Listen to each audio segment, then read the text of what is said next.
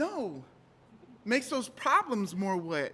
It makes those problems more wet, don't Yes. it? Hey everyone, Luke here with Vista Lawn and Pest. I want to address an issue today that we deal with every single week, sometimes multiple times a week, and that's when people think, or when they have an issue with their lawn, any kind of problem, and they think that turning up the water, cranking up the water, throwing more water on it is going to fix it. I want you to hear from our team here at Vista Lawn and Pest what we think about that. Hey Wesley, Yes. true or false?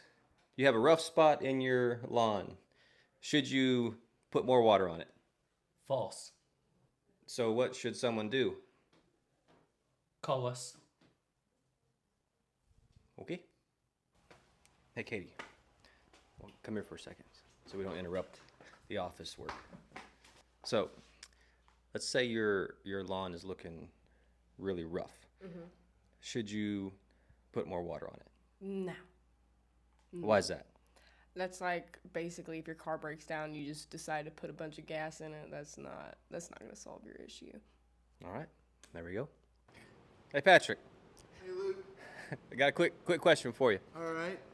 So your lawn's looking pretty rough. Is more water going to fix it? No. And why is that? You could have compaction, grubs, or a fungus, and makes those lawns more wet. That's no. Makes those problems more wet. It makes those problems more wet, don't Yes. it? Yeah. Why can't you just say it?